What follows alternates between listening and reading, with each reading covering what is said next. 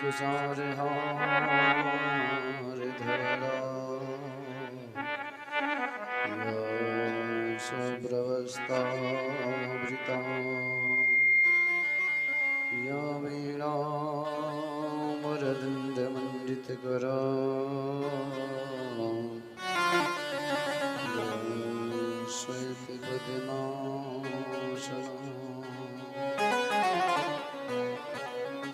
या ब्रह्माच्युतशङ्कर प्रभृतिभिर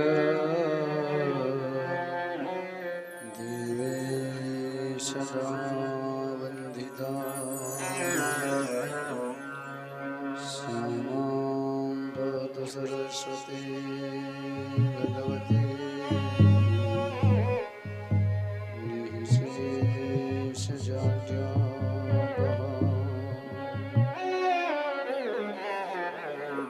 अखण्डमण्डलाकारं व्याप्तं येन चराचरम् तत्पदं दर्शितं येन तस्मै श्री गुरवे नमः।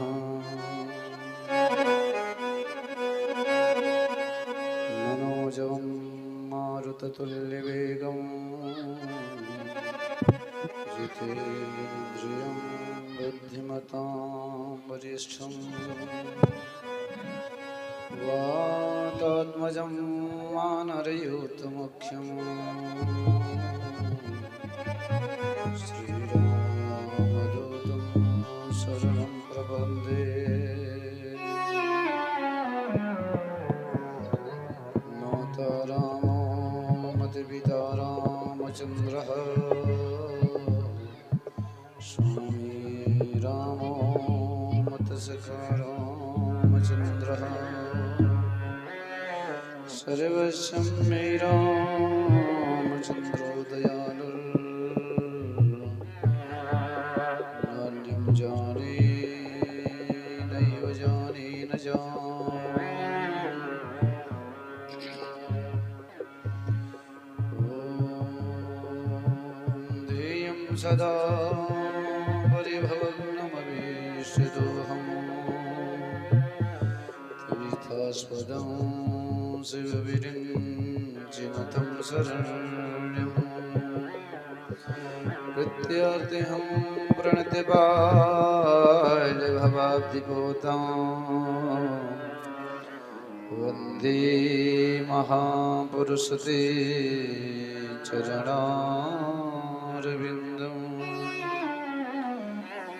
वंशी विभूषितकरा नमनीरदाभा पीताम्बरादरुणबिम्बफलाधरोषा पूर्णेन्दुसुन्दरमुखादरविन्द्रनेत्रा कृष्णात् परं किमपि तत्त्वमहं न जाने। राधे तो बड़ी भागिनी कौन तपस्या कीन तीन लोक तारन तरन सो तेरी आधीन।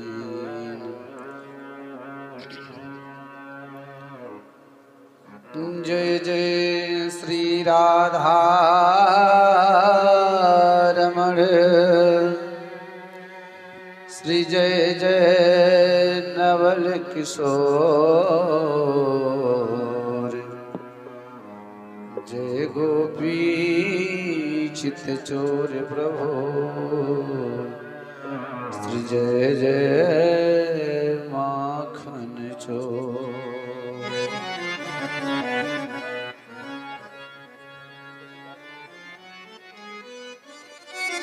परम मंगलमय परात्पर अखिलेश्वर अकारण करुणा वर्ण वाले भक्तवांछा कल्पतरु श्री तर्जित विनंदित पीतांबरधारी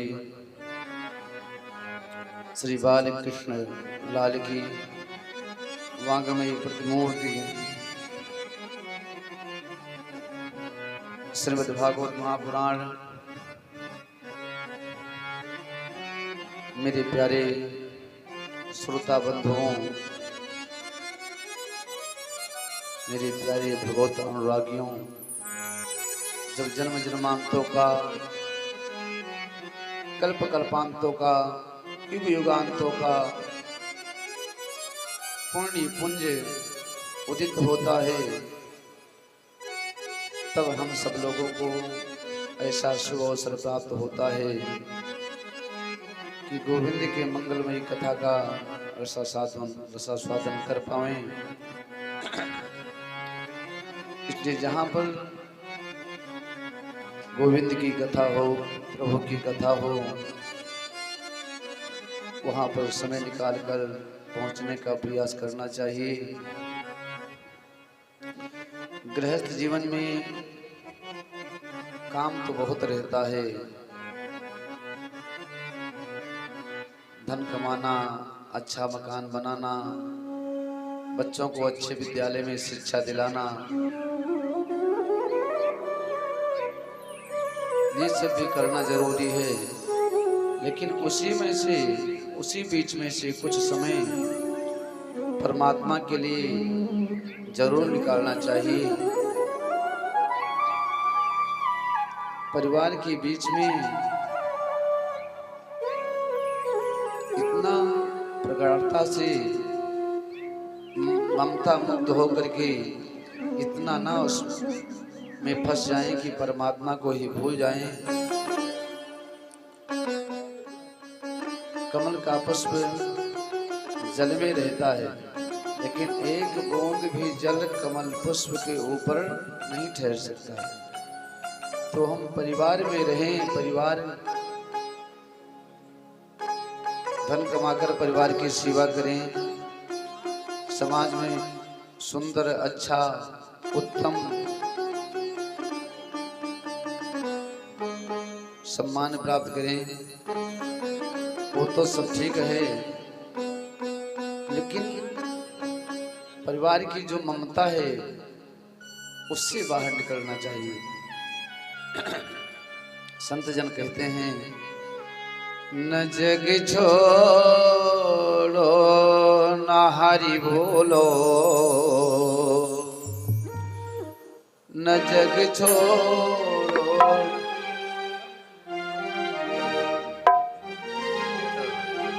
न जग छोड़ो न हरि भूलो,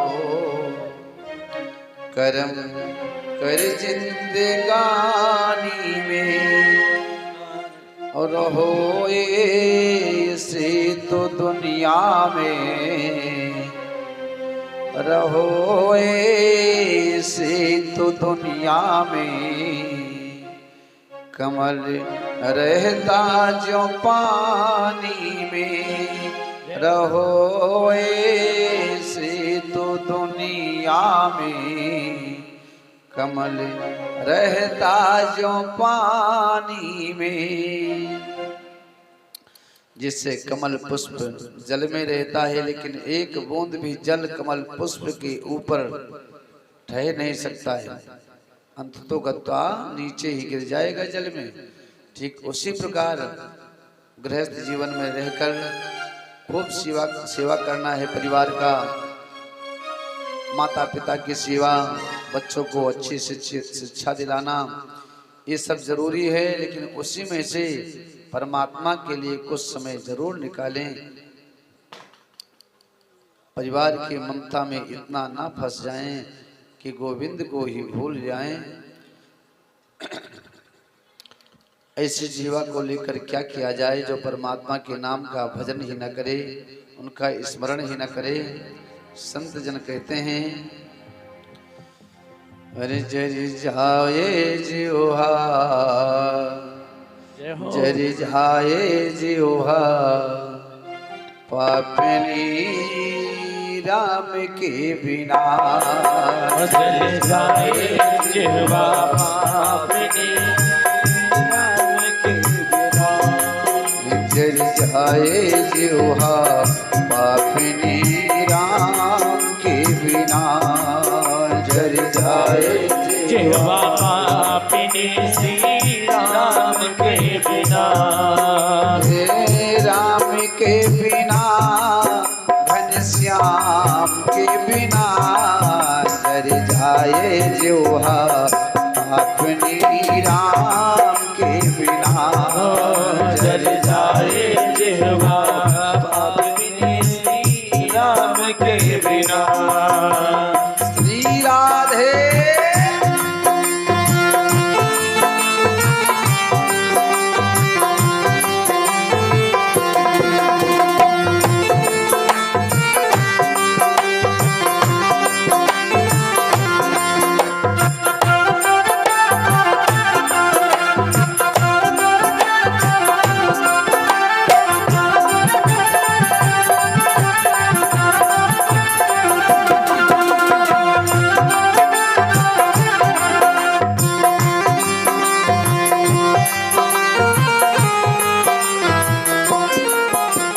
क्षत्रियान बिन विप्र ज्ञान बिन घर संतान बिना, क्षत्रियान बिन विप्र ज्ञान बिन घर संतान बिना।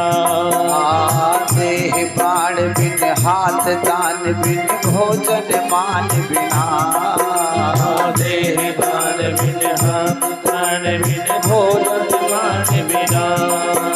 ए मोर गयूं बेकार नाचना, मोर गयूं बेकार नाचना।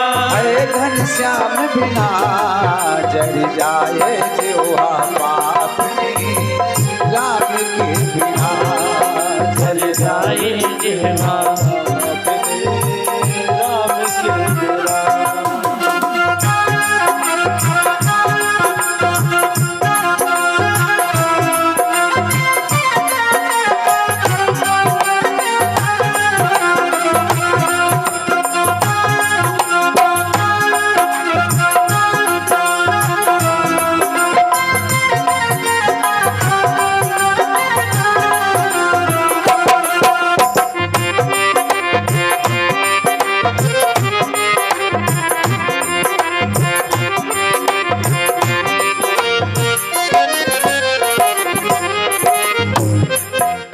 पक्षी पंख बिन बिच्छू डंक बिन, पक्षी पंख बिन बिच्छू डंक बिन, आरत संख बिना, पक्षी पंख बिन बिच्छू डंक बिन, आरत संख बिना।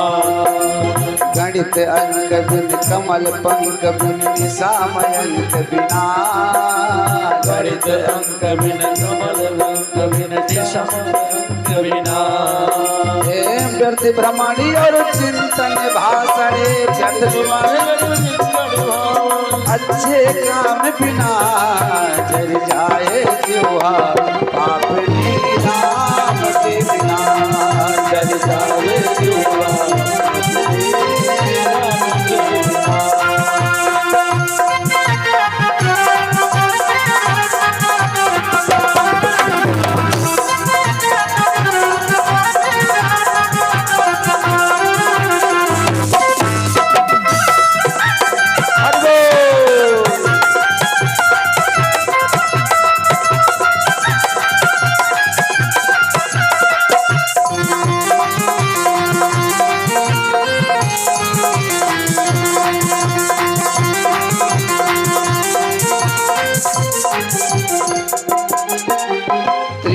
कंत बिन मठ महंत बिन, क्रिया कंत बिन मठ महंत बिन, हस्ती दंत बिना, क्रिया कंत बिन मठ महंत बिन, हस्ती दंत बिना।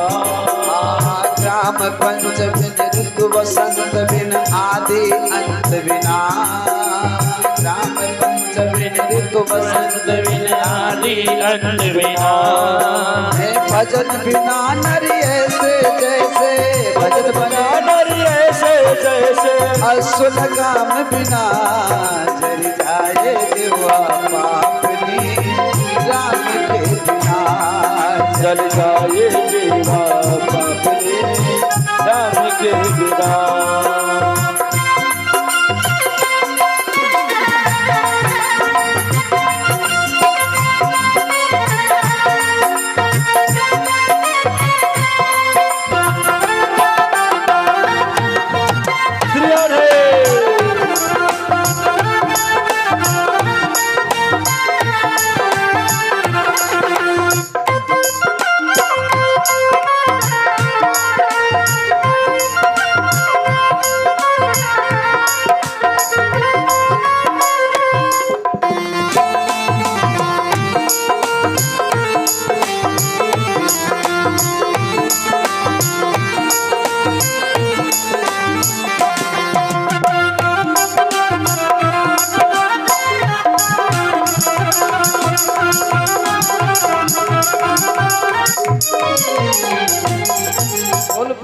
बिहारी लाल की जय। राघवेंद्र सरकार की जय। चलिए अपने प्रसंग पर कल आपने सबने श्रवण किया गिरिराज महाराज का भोजन, गिरिराज भगवान का भोजन का प्रसंग आप सबने श्रवण किया। सुखदेव जी कहते हैं राजन,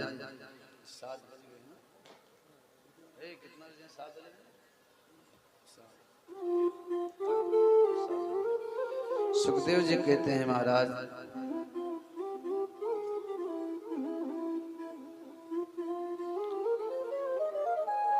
एक दिन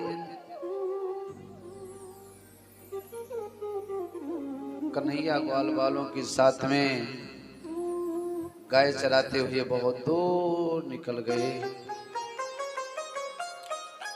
वहां पर अचानक ग्वाल वालों को भूख लगी, कृष्ण बलराम को भूख लगी, तो कन्हैया ग्वाल वालों से कहते हैं भैया यहाँ से कुछ दूर पर एक गांव दिखाई पड़ रहा है, वहां पर यज्ञ हो रही है, वहां जाकर के कुछ भोजन हमारे लिए ले आओ। ए बिटिया क्या बात बा है? कुछ भोजन हमारे लिए लेकर आओ, हमें भूख लगी है। भोजन लेने के लिए ग्वाल बाल पहुंचे वहां पर, तो ब्राह्मण लोग द्वार पर यज्ञ कर रहे थे। ब्राह्मणों से कहने लगे महाराज गुरुदेव कुछ भोजन दे दो, कृष्ण और बलराम आए हुए हैं गाय चराने के लिए और वो भूखे हैं, तो उनको खिला दो। अब ब्राह्मणों ने वहां से डांट कर भगा दिया। ग्वाल बाल वापस आ गए, कन्हैया से कहने लगे आप हमको कहाँ भेज दिए? अरे मैं उससे कहने गया था मुझे कुछ भोजन दे दो कृष्ण और बलराम के लिए, तो बहुत भला बुरा कहकर मुझे भगा दिया। कन्हैया कहते हैं अरे भले आदमी तुम ब्राह्मणों के पास क्यों गए? माताओं के पास जाना चाहिए। ब्राह्मणी माता के पास जाते आप तो जरूर मिल जाता भोजन, फिर से जाओ। जब दोबारा गए, देखा था दोबारा यहाँ से जब गए तो माताओं के पास गए। अच्छा ये पंडित जो लोग यज्ञ कर रहे हैं, तो यज्ञ करते समय जब हवन किया जाता है ना, माला पूरा ना हो वहां पे वहां माला पूरा ना हो तब तक बीच में बोलना नहीं चाहिए। अब ये देख रहे हैं कि ग्वाल बाल जा रहे हैं घर पे कुछ लेने, अब बोलते कुछ है नहीं, अब ऐसे सनकारे। अब ग्वाल बाल एक ना सुने, सीधे गए घर पर। मैया मैया, हाँ बेटा, अरे कृष्ण और बलराम आपके क्षेत्र में गौ चराने आए हैं, तो उनके लिए कुछ खाने को व्यवस्था कर दो, उनको भूख लगी है। अब खाने की व्यवस्था करने के लिए जैसे ग्वाल बालों ने कहा, माताओं ने कहा बेटा आप बैठ जाओ, मैं अपने हाथों से प्रसादी बनाऊंगी। अपने हाथों से सुंदर प्रसादी माताओं ने तैयार किया। प्रसादी तैयार करके कहती हैं मैं साथ में लेकर चलूंगी। कन्हैया और बलराम को खिलाने। अब ब्राह्मण देवता की पत्नियां अपने अपने हाथ में थाली लेती हैं, सीधे चल देती हैं। अब द्वार पर यज्ञ हो रही है, ब्राह्मणों ने कहा कहाँ जा रही हो? तो अपने अपने आंचल को ऐसे खींचती है कि मानो मैं तुमको देखती ही नहीं। सीधे पहुंचे लेकर के कन्हैया के पास। कन्हैया कहते हैं आइए माता, स्वागतम ते महादेव्या, आइए माई कैसे आना हुआ? ब्राह्मण पत्नियां कहती हैं प्रभु आपको तो भूख लगी थी। हाँ हाँ भूख तो लगी थी, लाओ खिलाओ। ब्राह्मण पत्नियों ने अपने हाथों से कन्हैया को भोजन खिलाया। अब कन्हैया कहते हैं माताओं आप अपने घर को जाओ। ब्राह्मण पत्नियों ने कहा प्रभु मैं अपने पति से बिना पूछे आपके पास आई हूँ, मेरे पति देवता बहुत नाराज हो गए होंगे, घर पर मैं जाऊंगी तो बहुत डांट पड़ेगी, अब मैं कहीं नहीं जाने वाली। कन्हैया कहते हैं मैया अब मैं कहता हूँ आप जाओ, और आपके पति देवता पहले से भी ज्यादा सम्मान आज आपको देंगे, क्योंकि संत जन कहते हैं जा पर कृपा राम कहो, जा पर कृपा राम कहो, जा पर कृपा राम कहो, जा पर कृपा राम कहो, पर दया करे सब कोई, पर दया करे सब कोई। जिसके ऊपर राम जी की कृपा हो जाती है ना, उनके ऊपर सब लोग दयालु हो जाते हैं, सब दया करते हैं। अब ब्राह्मण की पत्नियां कन्हैया के चरणों में प्रणाम करके पहुंचती हैं घर, और इधर ब्राह्मणों को पता चला कि ग्वाल बाल जिन श्री कृष्ण के लिए भोजन लेने आए थे वो पार ब्रह्म परमेश्वर हैं। ये जानकर ब्राह्मणों को बहुत कष्ट हुआ, रोदन करने लगे कि आज देखो हमारा पूजा पाठ यज्ञ करना सब व्यर्थ है, मुझे प्रभु का दर्शन नहीं हुआ। अब देखो ब्राह्मणों को था अभिमान, वेदांत बहुत जानते थे, रोज वेद पढ़ते थे, लेकिन अभिमान होने के कारण प्रभु ने उनको दर्शन नहीं दिया। और माताएं वो कौन सा वेद पढ़ती थी, घर पर रहती थी, पति की सेवा करती थी, लेकिन प्रभु के प्रति उनके हृदय में प्रेम था। तो हमारे गोविंद ने ब्राह्मणियों को दर्शन दिया और ब्राह्मण देवता को नहीं दिया। जब घर पर पहुंची विप्रदेव की धर्म पत्नियां, तो ब्राह्मण देवता हाथ जोड़कर कहते हैं हे देवी आप तो वास्तव में पूजने की योग्य हो, हम लोग तो बहुत ही निंदनीय हैं। हमने उन ग्वाल वालों को डांट कर भगाया जो पार ब्रह्म परमेश्वर के लिए कुछ लेने आए थे। अरे मैं भी चला जाता तो मुझे दर्शन मिल जाता, आप महान हो। तो ब्राह्मण की पत्नियां कहती हैं हे स्वामी ये जो दर्शन मुझे मिला है ना, ये आप सब के पुण्य प्रताप से मिला है। पति देवता आप ये पूजा पाठ नहीं करते, प्रार्थना नहीं करते भगवान योगेश्वर से, तो मुझे दर्शन नहीं मिलता। इतना नम्रता से बात सब माताएं कर रही हैं अपने अपने पति देवता से। आवाज कल हो पति देवता को ना मिले पूजा पाठ करते हूँ, और पत्नी बिना पूजा करने वाली हो दर्शन मिल जाए। अरे तो पूजा करते हो, दिखावा करते हो, आडंबर कर रहे हो, पूजा पाठ नहीं करते हो। मैं अंदर से पूजा करती हूँ। लेकिन ब्राह्मण पत्नियां कहती हैं हे स्वामी आपके पुण्य प्रताप से मुझे परमात्मा का दर्शन हुआ है। सुखदेव जी कहते हैं राजन एक दिन की बात है कि हमारे कन्हैया ने ऐसी बंसी बजाई, निसम गीतम तदनंग वर्धनम ब्रजस्तया कृष्ण गृहीत मानसः आजा गुरन्योन मलिक्षितो दमा सयत्र कांतो जवलोल कुंडला। ऐसी बंसी कन्हैया ने बजाई मेरे प्यारे कि गोपियों को सुनाई पड़ी। सारी गोपी बिल्कुल एक चित लगा करके सब कुछ छोड़कर उस बंसी को सुनने लगी,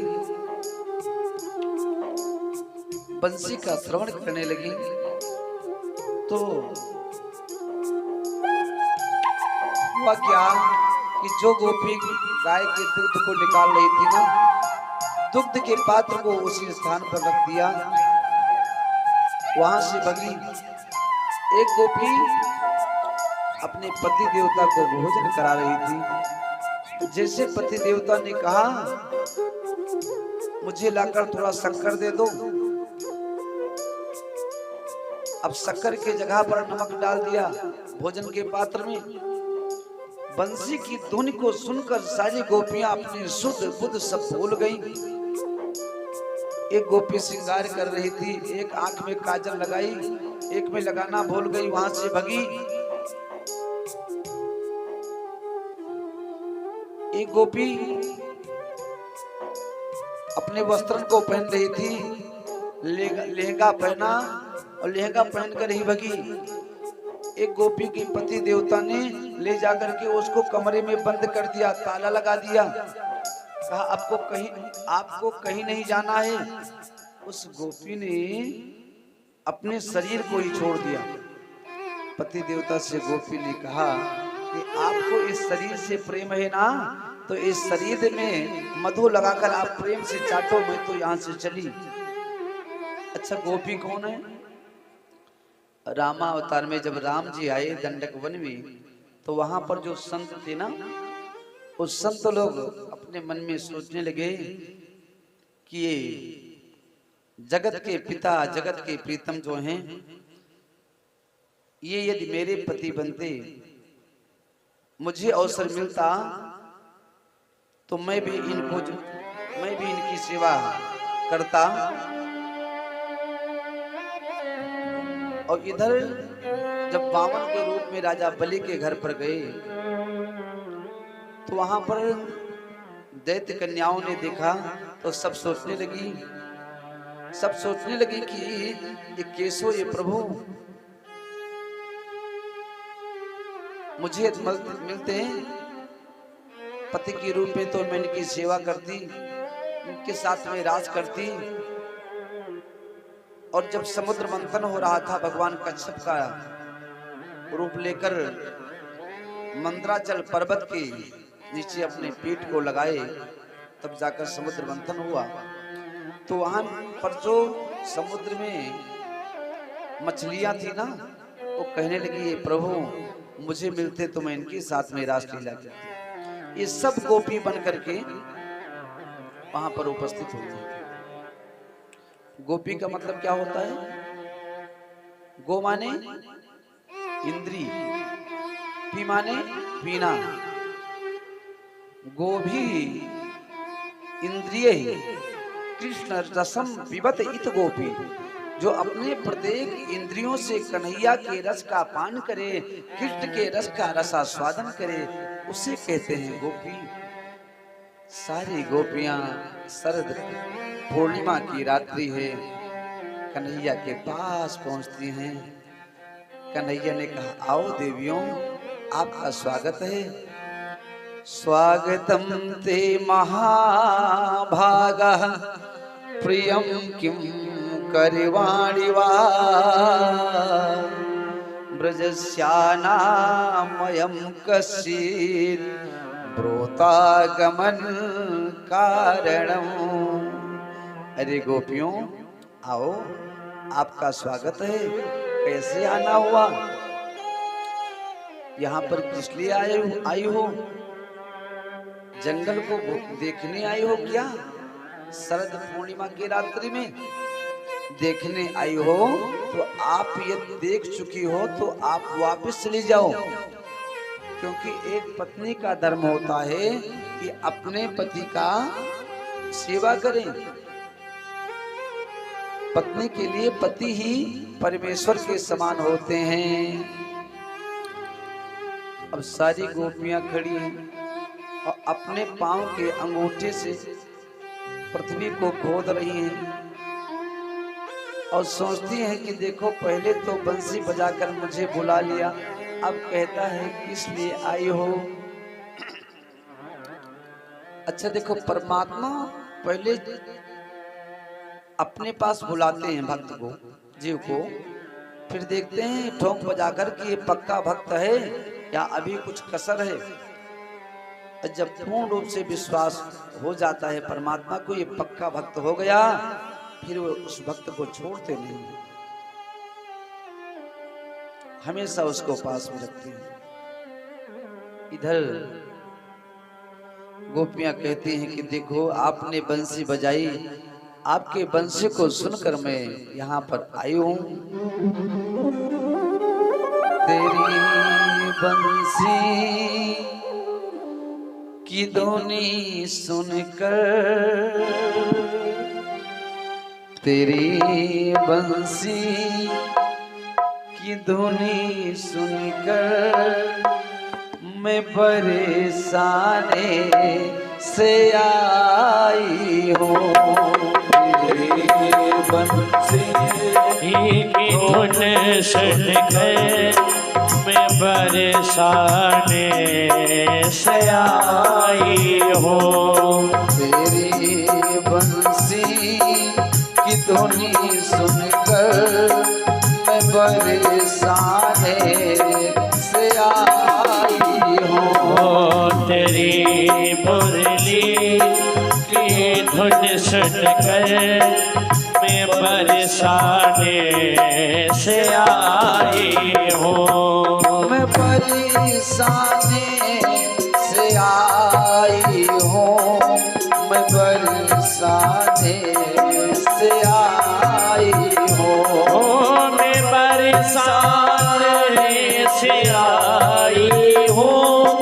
मैं परेशानी से आई हूँ। तेरी मुरली की धुनी सुनकर मैं परेशानी से आई हूँ। तेरी मुरली की धुन सुनकर मैं परेशानी से आई हूँ।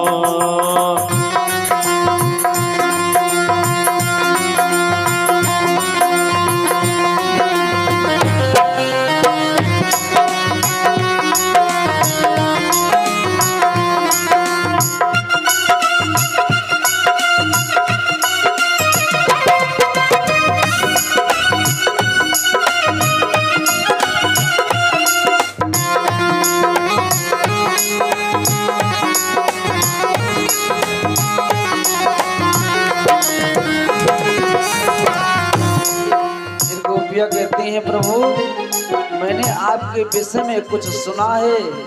गोपियां कहते हैं कि मैंने आपके विषय में कुछ सुना है प्रभु। कन्हैया कहते हैं आपने क्या सुना?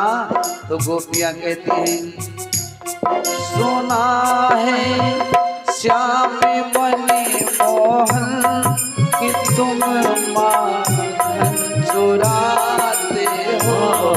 सुना है श्याम बने मोहन कि तुम माखन चुराते हो। सुना है श्याम मणि मोहन कि तुम माखन चुराते हो। सुना है श्याम बने मोहन कि तुम माखन चुराते हो। तुम्हें माखन खिलाने को, तुम्हें माखन खिलाने को मैं परेशानी से लाई हूँ। तेरी मुरली की धुन सुनकर मैं परेशानी से आई हूँ। श्री राधे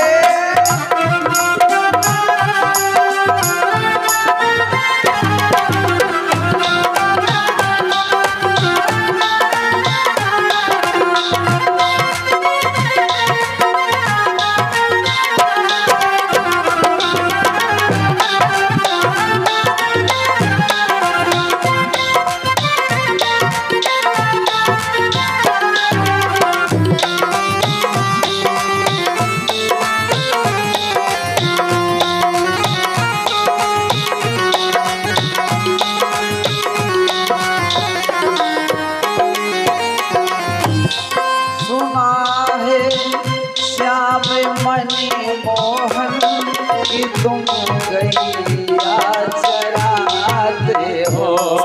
सुना है श्याम बने तुम गैया चराते हो। सुना है श्याम मणि मोहन कि तुम गौए चराते हो। सुना है श्याम मन मोहन कि तुम गैया चराते हो। तेरी गैया चराने को, तेरी गैया चराने को मैं बरसाने से आई हूँ। तेरी मुरली की धुन सुनकर मैं बरसाने से आई हूँ। मैं बरसाने से आई हूँ, मैं बरसाने से आई हूँ। मैं बरसाने से आई हूँ। मैं बरसाने से आई हूँ। तेरी बंसी की धुनी सुनकर मैं बरसाने से आई हूँ। तेरी बंसी की धुन सुनकर मैं बरसाने से आई हूँ।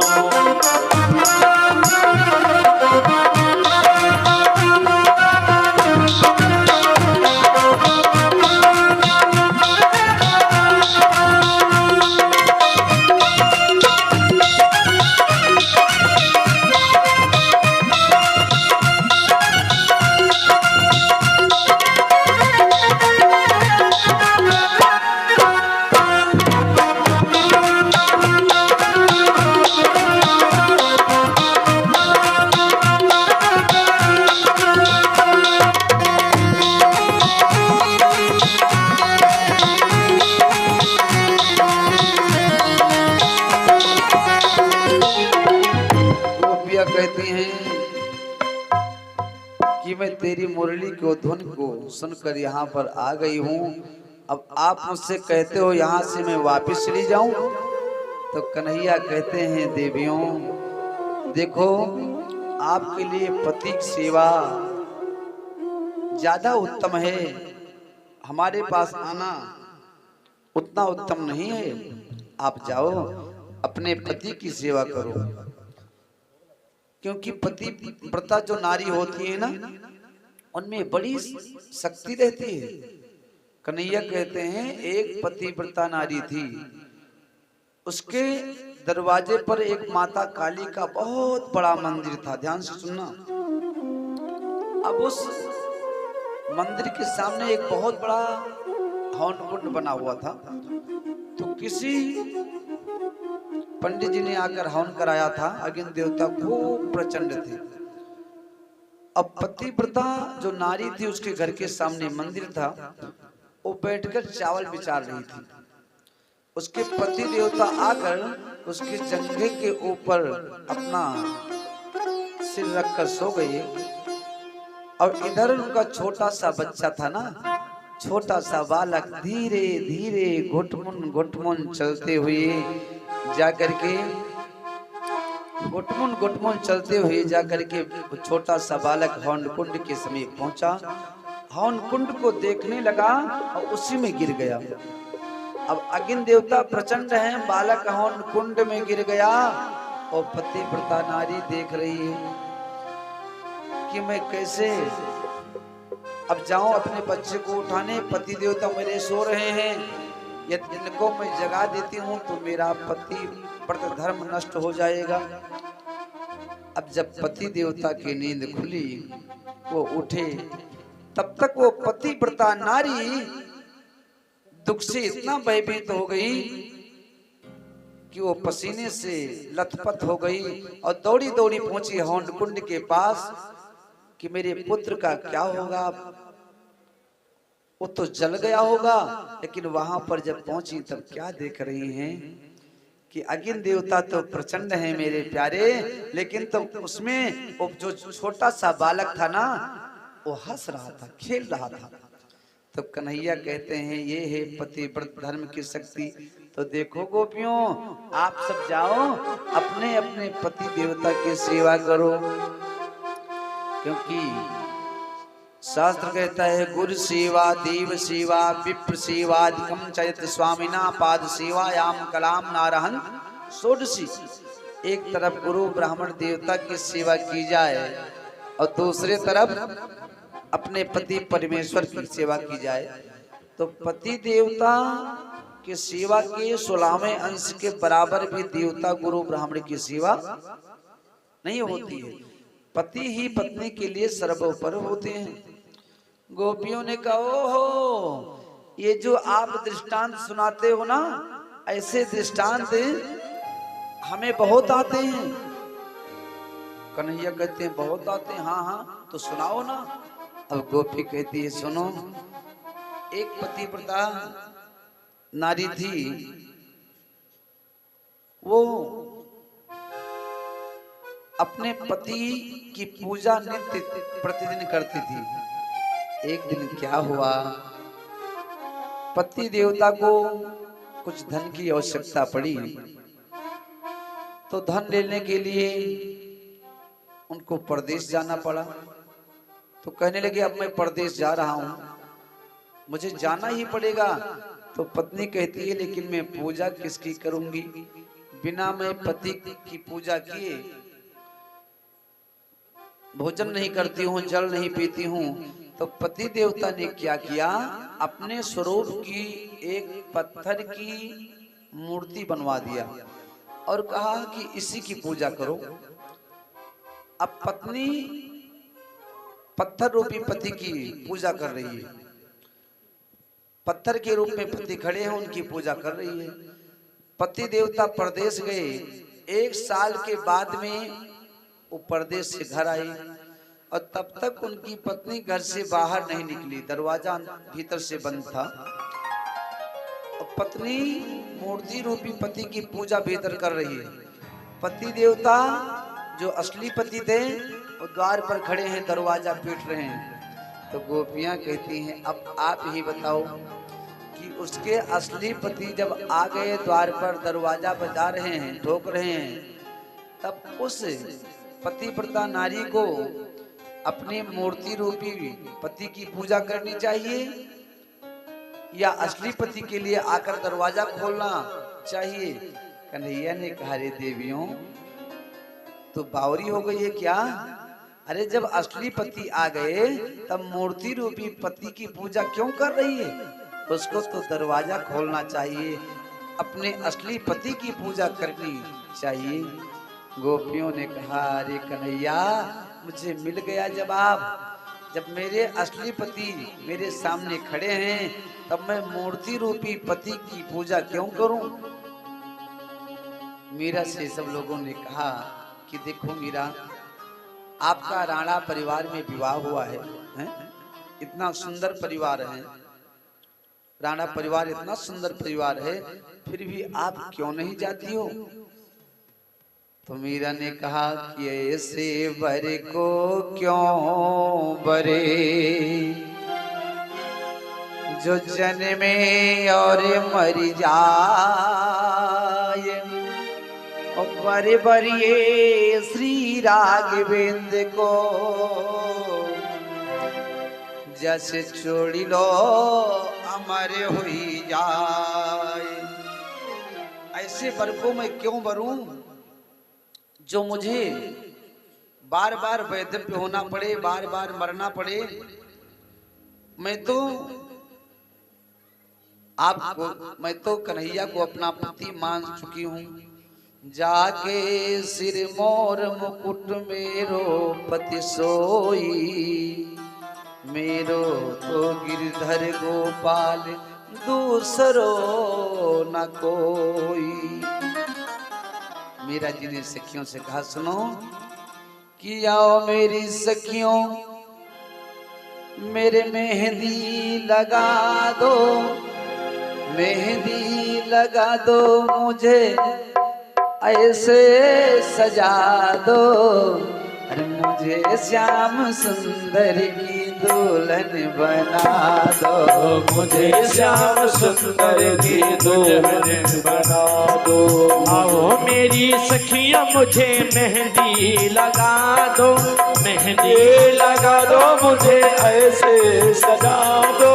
मुझे श्याम सुंदर की दुल्हन बना दो, मुझे श्याम सुंदर की दुल्हन बना दो। आओ मेरी सखियों मुझे ऐसे सजा दो, ऐसे सजा दो, मेरे मेहंदी लगा दो, मुझे श्याम सुंदर की दुल्हन बना दो, मुझे श्याम सुंदर की दुल्हन बना दो।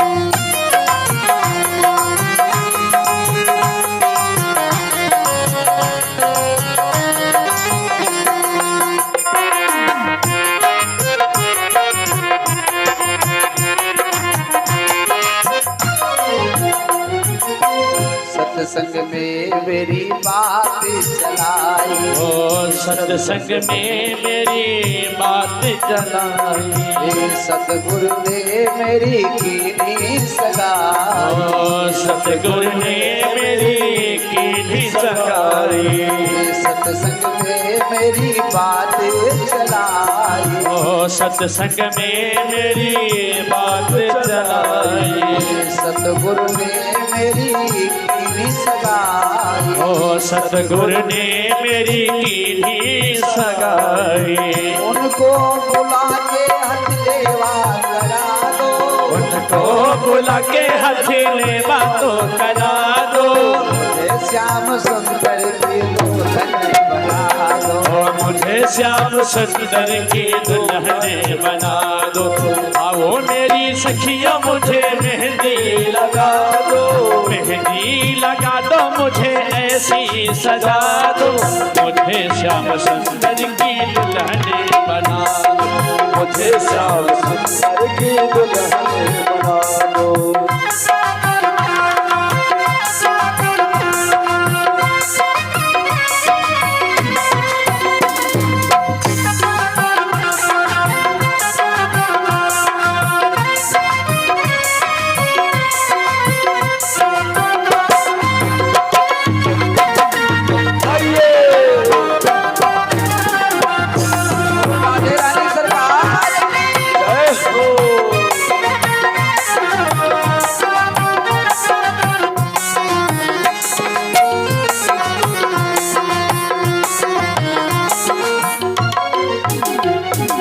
ऐसी पहनो चूड़ी जो कबहू न टूटे, ओ ऐसी पहनो चूड़ी जो कबहू न टूटे, ऐसा बर ढूंढो जो कबहू न छूटे, ऐसा बरू दुल्हा जो कबहू न छूटे, ऐसे पहन चूड़ी जो कबहू न टूटे, ऐसी पहनो चूड़ी जो कबहू न टूटे, ऐसा बर दूल्हा कबहू न छूटे, ऐसा बरू दुल्हा जो कबहू न छूटे।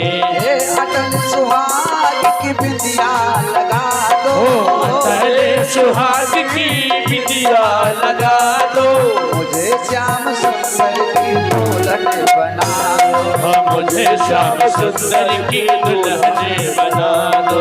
आओ मेरी सखियों मुझे मेहंदी लगा दो, आओ मेरी सखियों मुझे मेहंदी लगा दो, मेहंदी लगा दो, मुझे ऐसे सजा दो, मेहंदी लगा दो, मुझे ऐसी सजा दो, मुझे श्याम सुंदर की दुल्हन बना दो, मुझे श्याम सुंदर की दुल्हन बना दो। जय जय।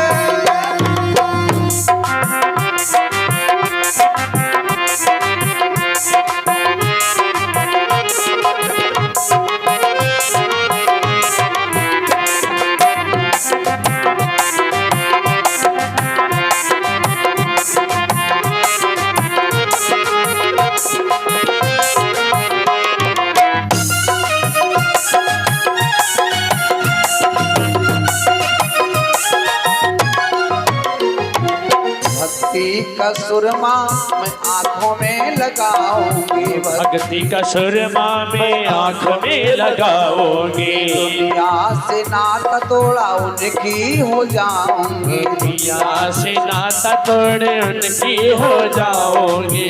भक्ति का सुरमा मैं आंखों में लगाऊंगी, भक्ति का सुरमा में आँख में लगाओगी, दुनिया से नाता तोड़ा उनकी हो जाऊंगी, दुनिया से नाता तोड़े उनकी हो जाओगी।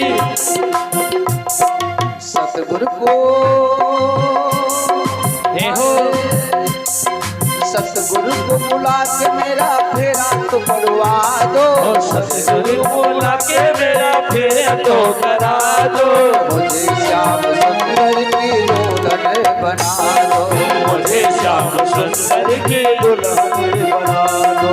आओ मेरी सखियों मेरे मेहंदी लगा दो, आओ मेरी सखिया मुझे मेहंदी लगा दो, मेहंदी लगा दो मुझे ऐसे सजा दो, अरे मेहंदी लगा दो मुझे ऐसी सजा दो, मुझे श्याम सुंदर की दुल्हन बना दो, मुझे श्याम सुंदर की दुल्हन बना दो, मुझे श्याम सुंदर की दुल्हन बना दो, मुझे श्याम सुंदर की दुल्हन बना दो, मुझे श्याम सुंदर की दुल्हन बना दो, मुझे श्याम सुंदर की दुल्हन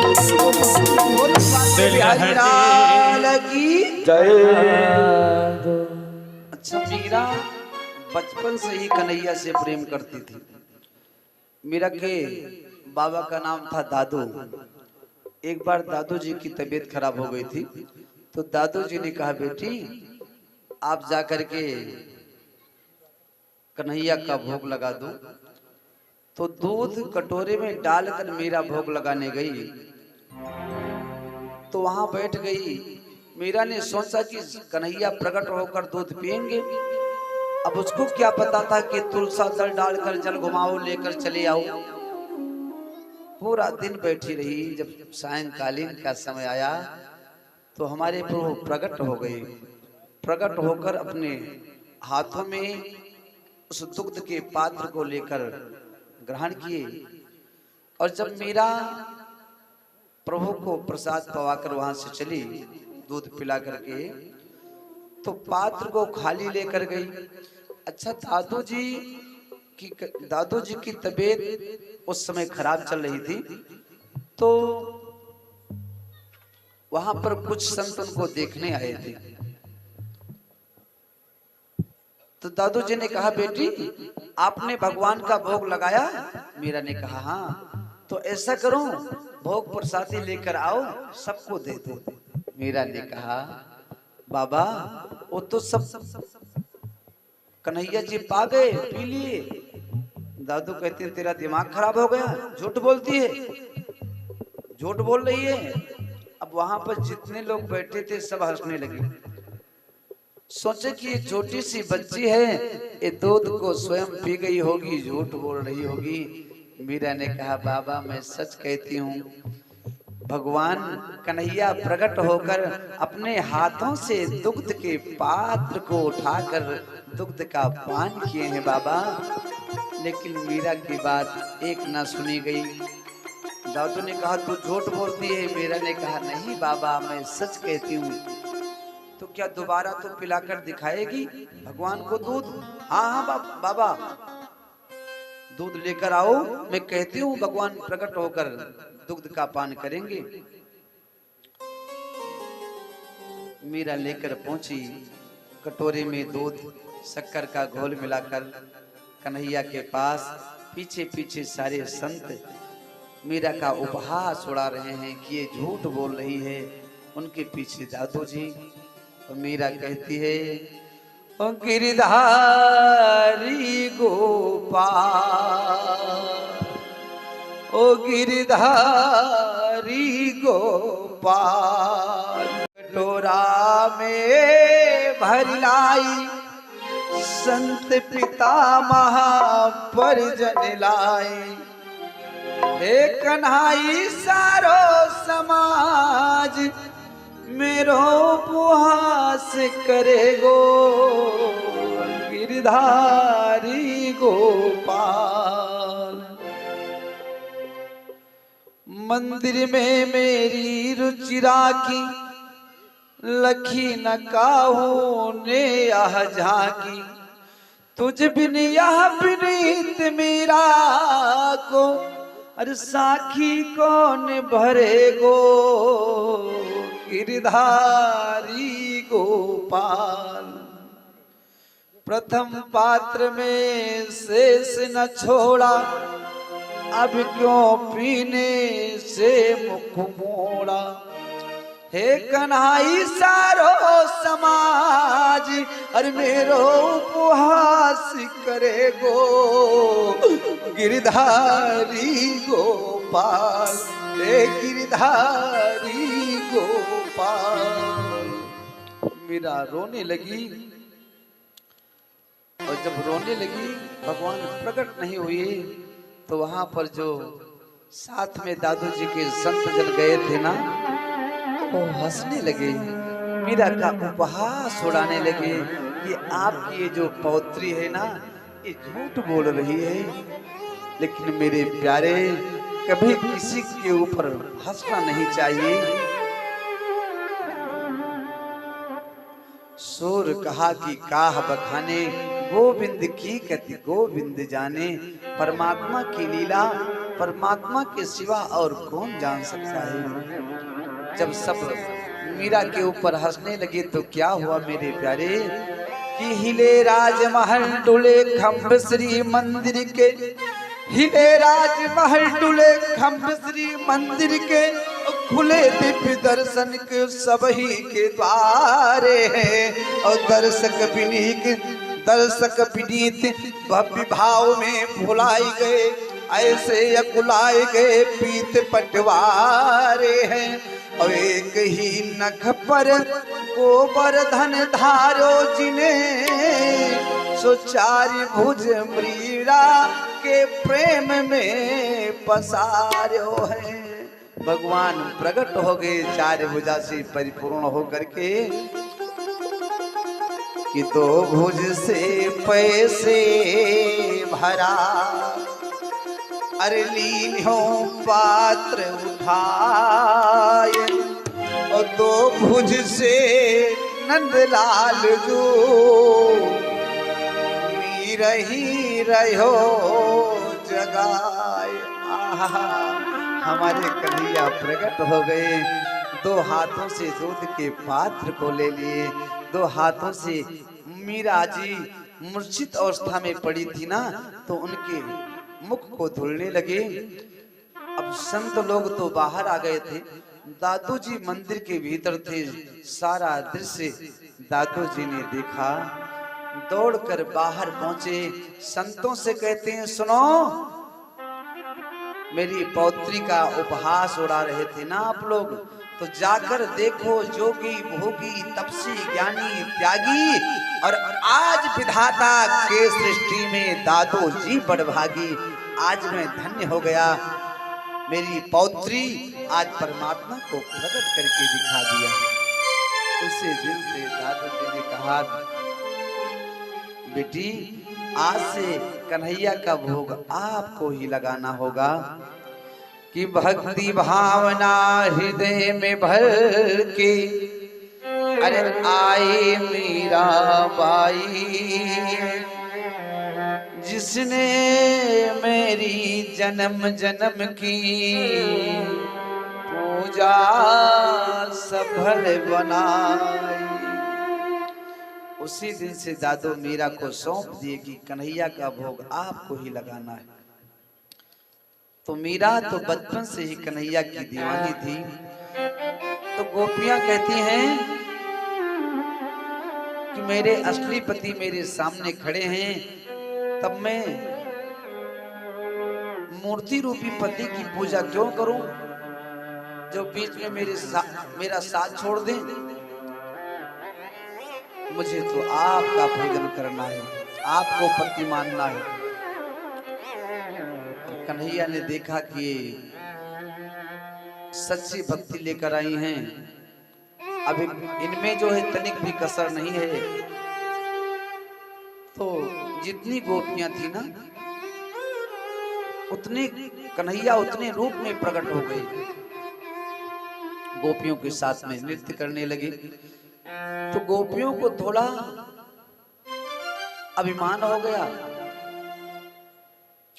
अभिमान हुआ कि देखो, अब गोपियों को लगे कि कन्हैया मेरे पास है, जितनी गोपी उतने कन्हैया, प्रत्येक गोपी के पास कन्हैया खड़े हैं। अब प्रत्येक गोपी यही जानती है कि सबको छोड़कर कन्हैया मेरे पास खड़े हैं। तो गोपियों को अभिमान हो गया कि कन्हैया हमसे ज्यादा प्रेम करते हैं, और राधा रानी को मान हो गया। तो राधा रानी को मान हुआ, गोपियों को अभिमान हुआ, तो गोपियों को छोड़कर राधा रानी को लेकर हमारे कन्हैया वहां से अंतर ध्यान हो गई। अब सारी गोपियां कन्हैया को ढूंढ रही हैं। अरे केशव, अरे कन्हैया आप कहाँ चले गए? जाकर तुलसी से पूछती हैं, हे तुलसी, क्या तुमने मेरे प्रीतम, मेरे प्यारे को तुमने देखा? इतने में हवा चल गई, और हवा के चलने से तुलसी हिलने लगी। और जब तुलसी हिलने लगी तो दूसरी गोपी कहती है, अरे बहन, ये तो मेरी सवत है, ये मेरे प्रीतम का पता कैसे बताएगी? फिर दौड़ कर जाती हैं पीपल वृक्ष के पास कि हे वृक्षराज, आप ही बता दो कि मेरे प्रीतम, मेरे कन्हैया कहाँ गए हैं? गोपियां कन्हैया को ढूंढ रही हैं, और फिर कहती हैं कि हे कन्हैया, आपको यह धोखा ही देना था तो आपने मुरली क्यों बजाया? कि मुरली बजा के मोहना, अरे मुरली बजा के मोहना, तूने कर लिया किनारा। ओ मुरली बजा के मोहना, मुरली बजा के मोहना, तूने कर लिया किनारा। अपनों से हाय कैसा, अपनों से हाय कैसा व्यवहार है तुम्हारा। अपनों से हाय कैसा, अपनों से हाय कैसा व्यवहार है तुम्हारा। मुरली बजा के मोहना, तूने कर लिया किनारा।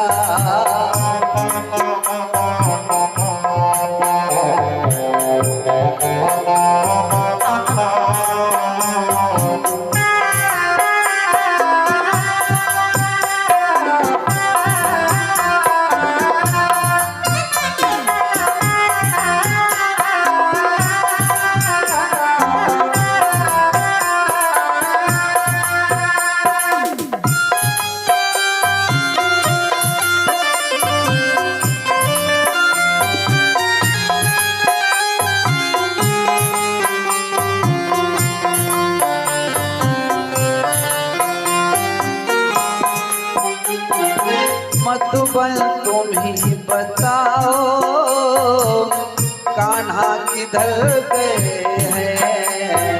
मधुबन तुम ही बताओ, कान्हा किधर गए हैं? मधुबन तुम ही बताओ, बताओ बताओ, मधुबन तुम ही बताओ, अरे छलिया किधर गया है? मधुबन तुम्हें बताओ, छलिया किधर गया है? अरे कैसे झुलस गया है, कैसे झुलस गया है? कोमल बदन तुम्हारा। मुरली बजा के मोहना, क्यों कर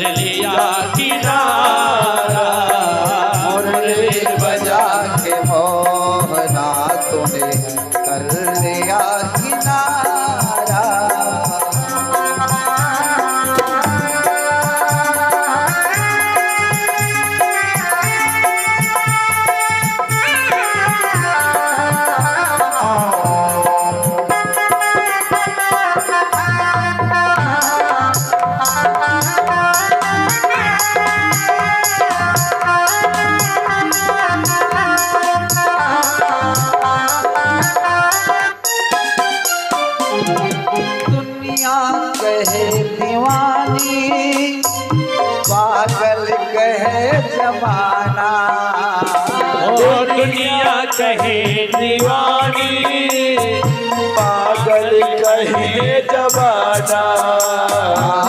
दुनिया कहे दीवानी दीवानी दीवानी, दुनिया कहे दीवानी, अरे पागल कहे जमाना। दुनिया कहे दीवानी, पागल कहे जमाना। पर तुमको भूल पाना, पर तुमको भूल पाना, मुझको नहीं गवारा। मुरली बजा के मोहना कर लिया किनारा, मुरली बजा के मोहना कर लिया किनारा। ओ श्री हरि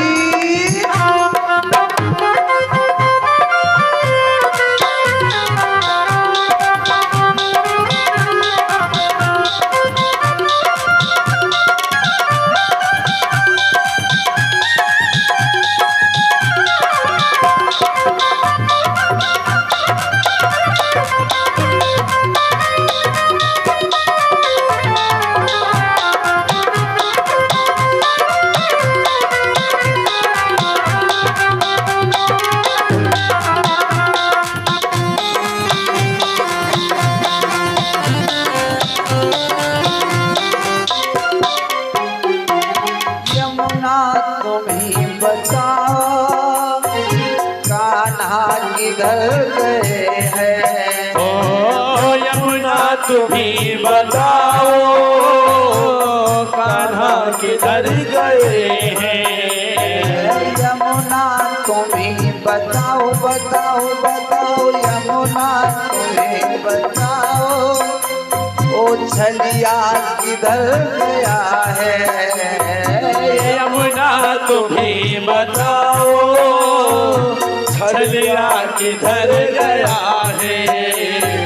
तुम भी द्रवित हुई हो, तुम भी द्रवित हुई हो, कहती है अश्रुधारा।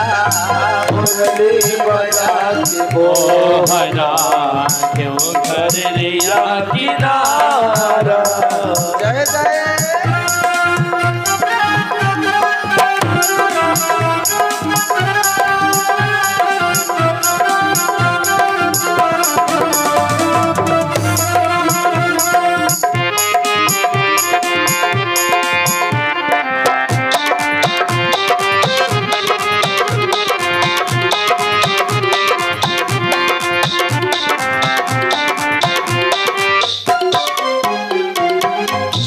गोपियां ढूंढ रही हैं, ढूंढते ढूंढते आगे बढ़ी। अब देखो राधा रानी को लेकर कन्हैया गोपियों से दूर चले गए थे। अब राधा रानी को भी थोड़ा अभिमान हुआ कि लगता है कन्हैया हमसे अत्यधिक प्रेम करते हैं। तो राधा रानी कन्हैया से कहती हैं अब मुझसे चला नहीं जाता है, मेरे पाँव में दर्द हो रहा है। कन्हैया कहने लगे पाँव में दर्द हो रहा है, हाँ तो आओ मेरे कंधे पर बैठ जाओ। राधा रानी ने कहा ठीक है। अब जैसे राधा रानी अपने पाँव को उठाती हैं कन्हैया के कंधे पर बैठने के लिए, हमारे केशव हमारे कन्हैया राधा रानी को छोड़कर अंतर ध्यान हो गए। सारी गोपियां राधा रानी के पास पहुंची, कहती हैं देखो आपके साथ में कन्हैया गए थे तो आप तो जानती हो कन्हैया कहाँ है, मुझे बताओ। राधा रानी ने गोपियों से कहा रे सखी, जिस प्रकार हमारे केशव हमारे कन्हैया तुम सबको छोड़कर चले गए ना, ठीक उसी प्रकार इस अभागन को भी छोड़कर चले गए। अब सारी गोपियां कन्हैया को ढूंढते ढूंढते स्वयं में कृष्ण का अनुभव कर रही कि मैं ही कृष्ण हूं, मैं ही मोहन हूं। इस प्रकार से गोपियां सोच रही हैं। लाली मेरे लाल की जित देखूं तितला, लाली देखन में गई मैं भी हो गई लाल। एक गोपी कहती सुनो, आओ मैं कृष्ण हूं, मैं अघासुर को मारूंगी, तुम सबकी रक्षा करूंगी। एक ने कहा मैं कृष्ण हूं, मैं कालिया नाग को जा रहा हूं मारने। एक गोपी तो दूसरी गोपी को उठाकर पटक देती है, कहती है ये पूतना है, मैं इसको मार डालूंगी। राजा परीक्षित कहते हैं सुखदेव जी से, भगवान ये क्या हो रहा है? सुखदेव जी कहते हैं ये सब जो हो रहा है ये सब सच हो रहा है। सारी गोपियां कृष्ण के वियोग में इतना तन्मय हो चुकी हैं कि सब कुछ भूल गई। कुछ समय के बाद में जब होश आया तब कहती हैं अरे कन्हैया तुम मुझे छोड़कर क्यों चले गए? आप अपने मन में यही सोचते होंगे कि गोपियां मुझसे प्रेम नहीं करती हैं। अरे प्रेम मुझसे तो करता था वो राजा दशरथ जो मेरे वियोग में अपने शरीर का त्याग कर दिया। कि राम राम कही राम कही,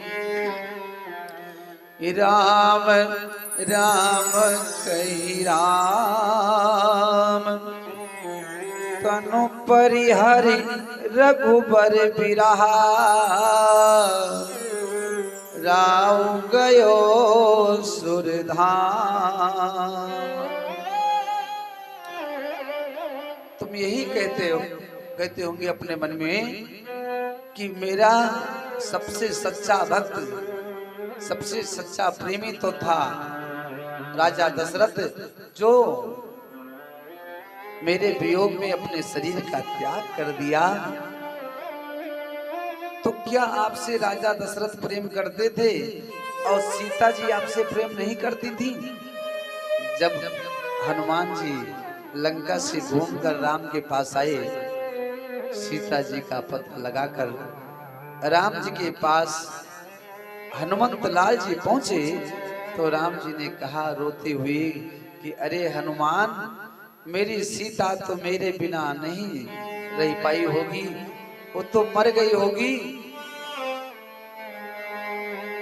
हनुमान जी ने कहा प्रभु माता सीता मर तो जाती लेकिन आपका जो नाम रूपी सेवक है ना उनकी रक्षा कर रहा है।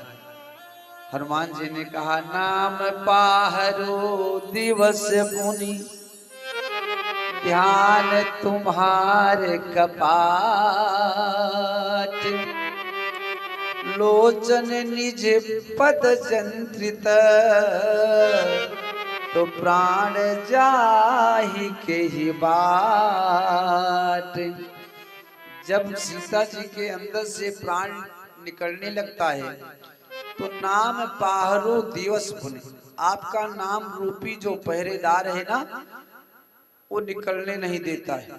और पहरेदार को यदि धक्का देकर सीता जी का प्राण निकलने लगा बाहर तो आपका ध्यान रूपी कपाट जो है ना दरवाजा वो बंद हो जाता है, तो दरवाजा खुलता ही नहीं है, तो सीता जी का प्राण कैसे निकले? तो गोपियां कहती हैं वही हाल मेरी है। हम सब जैसे सीता आपसे प्रेम करती थी ना ठीक उसी प्रकार करती हूँ। और संत जन ये कहते हैं कि जब तक भक्त के हृदय में भगवान की कथा चलती है तो भगवान की कथा अमृत प्रदान करती है, कलमशों को नष्ट करती है, दैहिक दैविक भौतिक ताप को नष्ट करती है। गोपियां कहती हैं तब कथा अमृता तप्त जीवना, कवि विरीडिता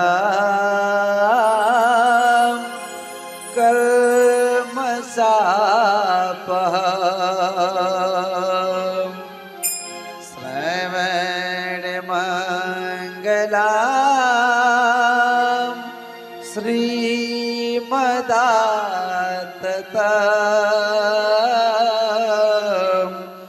भुवि गुणन्दिते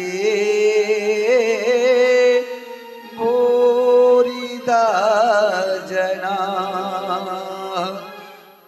भुवि गुणन्दिते भूरिदा जना।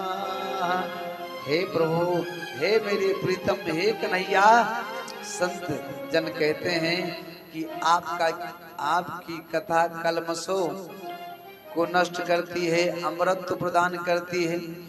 तो आपकी कथा मेरे हृदय में चल रही है तो मेरा प्राण निकले कैसे। अब काफी समय तक गोपियां परमात्मा से इसी प्रकार प्रार्थना करती रही। फिर कहती हैं, हे केशव, अब यदि आप नहीं आओगे तो विरहाग्नि में हम सब गोपियां अपने शरीर को जलाकर भस्म कर दूंगी। जब सारी गोपियां कृष्ण के वियोग में तन्मय हो गई तो हमारे प्रभु गोपियों के बीचों बीच में प्रकट हो गए। बोल बाल कृष्ण लाल की जय। अब जितनी गोपियां उतने कन्हैया।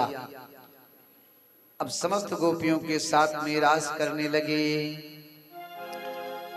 कि राधा नाचे कृष्ण नाचे, नाचे गोपी संग, मन मेरो बन गयो सखी रे पावन वृंदावन। राधा नाचे कृष्ण नाचे, नाचे गोपी संग, मन मेरो बन गयो सखी रे पावन वृंदावन। राधा नाचे कृष्ण नाचे, नाचे गोपी संग, राधा नाचे कृष्ण नाचे, नाचे गोपी संग, मन मेरे बन गयो सखी रे पावन वृंदावन। मन मेरो बन गयो सखी पावन वृंदावन।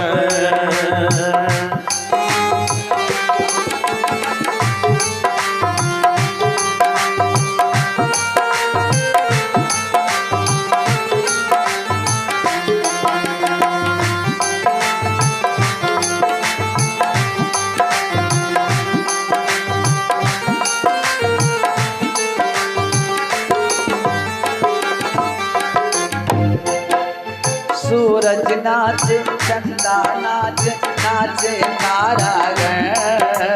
सूरज नाचे चंदा नाचे, नाचे तारागण। कौन कौन नाच रहा है? सूरज नाचे चंदा नाचे, नाचे तारागण। सूरज नाचे चंदा नाचे, नाचे तारागण। मन मेरो बन गयो सखी रे पावन वृंदावन। मन मेरो बन गयो सखी पावन वृंदावन।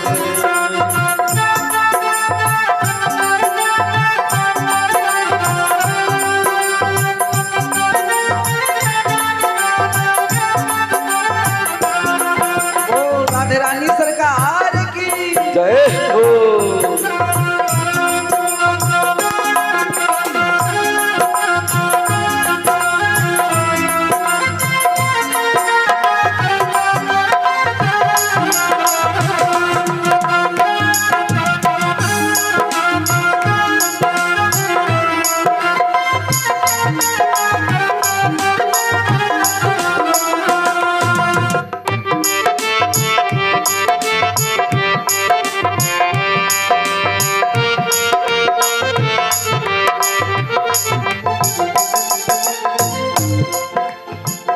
देखो देवता लोग नृत्य कर रहे हैं, राधे भगवान भोलेनाथ भी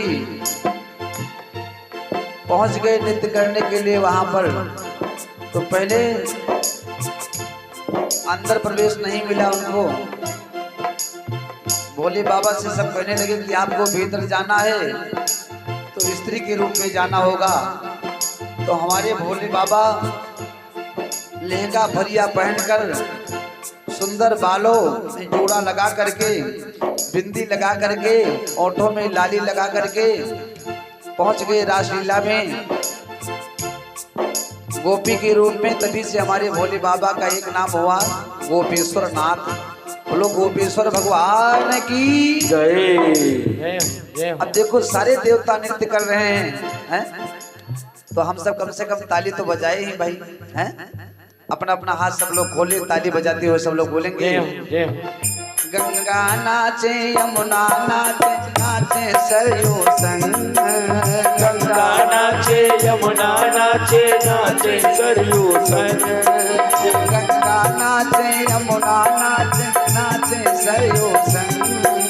गंगा नाचे सरयू नाचे, नाचे सरयू संग। मन मेरो बन गयो सखी रे पावन वृंदावन। मन मेरो बन गयो सखी रे पावन वृंदावन। मन मेरो बन गयो सखी रे पावन वृंदावन। मन मेरो बन गयो सखी रे पावन वृंदावन।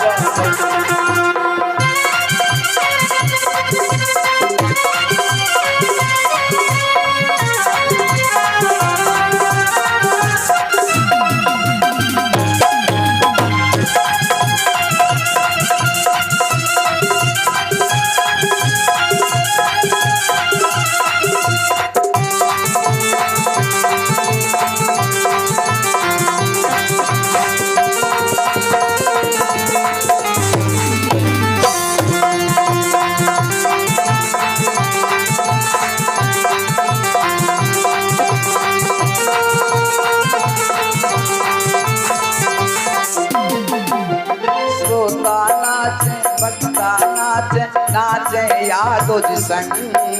श्रोता नाचे भगता नाचे, नाचे यादो जी संग।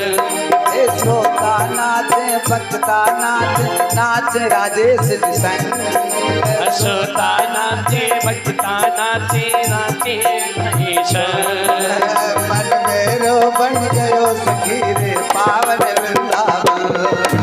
मन मेरो बन गयो सखी रे पावन वृंदावन। मन मेरो बन गयो सखी रे पावन वृंदावन।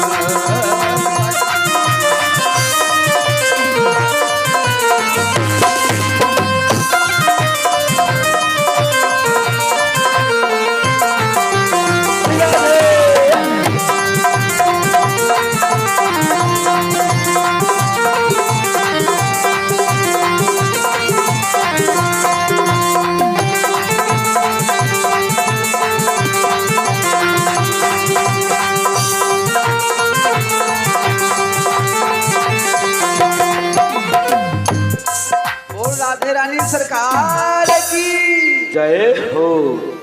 अब सुखदेव जी ने राजा परीक्षित को रासलीला के प्रसंग के विषय में विस्तार पूर्वक श्रवण कराया। तो उपरांत सुखदेव जी कहते हैं, राजन इधर नारद जी कंस के पास पहुंचे, कहते हैं देखो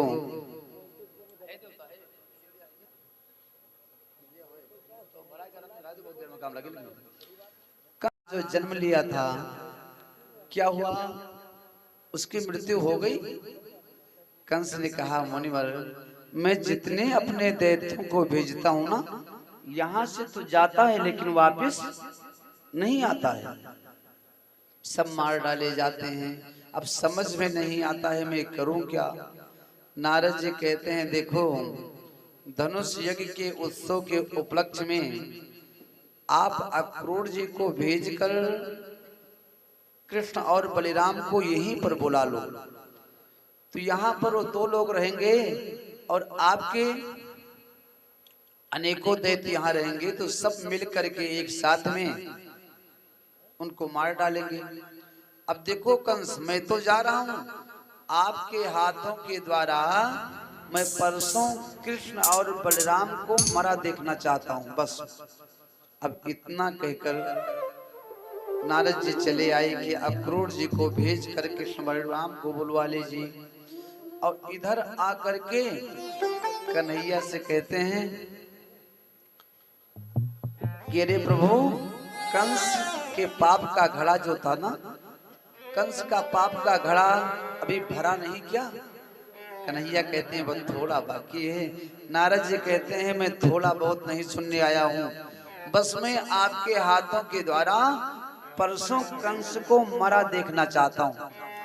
कन्हैया मन में हंसने लगे कि देखो, कंस मामा से कहकर आए हैं कि परसों मैं आपके हाथों के द्वारा कृष्ण और बलराम को मरा देखना चाहता हूँ। मुझसे कह रहे हैं कि परसों मैं आपके हाथों के द्वारा कंस को मरा देखना चाहता हूँ। कन्हैया कहने लगे ठीक है महाराज, आप जाइए, देखा जाएगा। और इधर क्या हुआ, जब कन्हैया को पता चला कि अब मुझे जाना है ब्रज से मथुरा, बहुत एकांत में जाकर बैठ गए। सभी ग्वाल बालों से, गोपियों से हमारे कन्हैया दूरियां बनाने लगे। सोचने लगे अब तो मुझे मथुरा जाना पड़ेगा।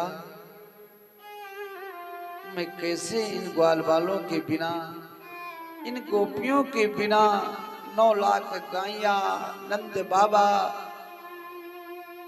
नंद रानी, इनके बिना मैं कैसे रह पाऊंगा। एकांत में बैठे सोच रहे हैं। ग्वाल बालों ने कहा कन्हैया, आजकल तुम बहुत उदास हो, क्या हो गया है? किसी को कुछ नहीं बताए।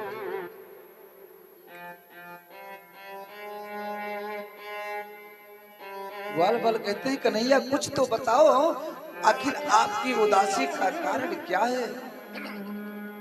कन्हैया कुछ नहीं बोले, गाय को लेकर चल दिए।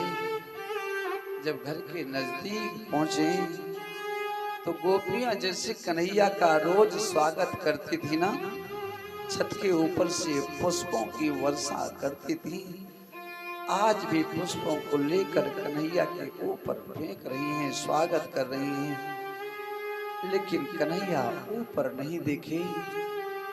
गोपियों से कन्हैया अपने नयन को चुरा रहे हैं। सोचते हैं यदि मैं गोपियों को देखूंगा तो मुझे रोना आ जाएगा, मुझे रोना आएगा। इसलिए कन्हैया गोपियों की तरफ नहीं देखते हैं। जैसे किसी कन्याओं का जब विवाह होता है ना, तब विवाह के 2-4 दिन पहले से ही वो कन्या अपने परिवार से अपना नयन छुड़ाने लगती है, किसी के सामने नहीं जाती है, एक कमरे में एकांत में बैठ जाती है। तो सोचती है यदि मैं भैया को देखूंगी, पिताजी को देखूंगी, मैया को देखूंगी तो मुझे रोना आएगा, और जब मुझे रोना आएगा तब मैं क्या कहूंगी?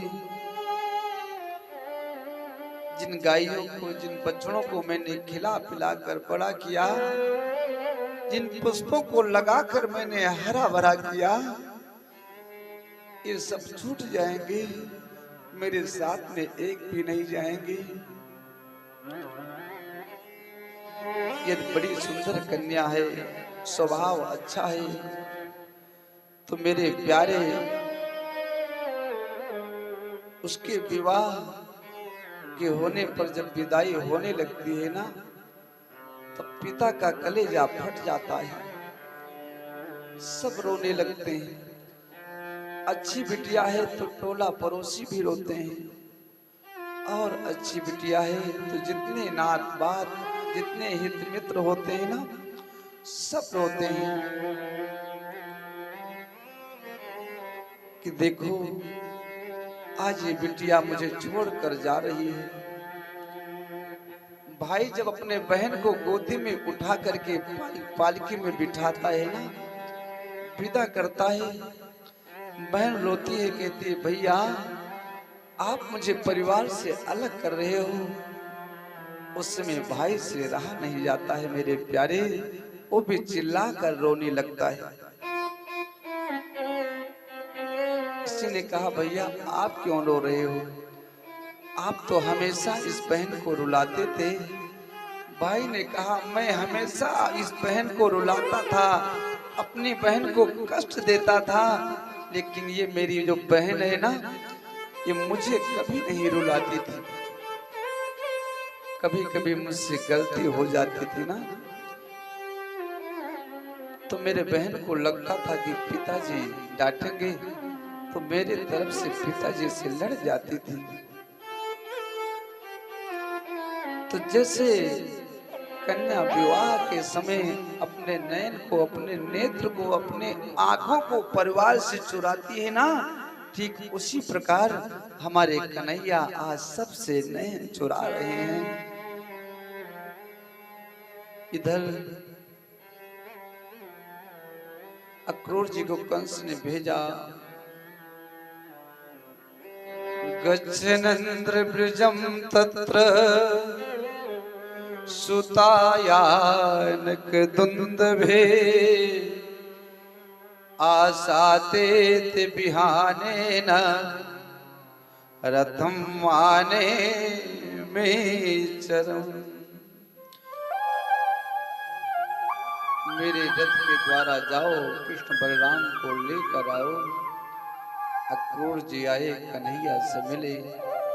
कन्हैया कहते हैं काका मेरे माता पिता को, मेरे नंद बाबा को, मेरी माता यशोदा से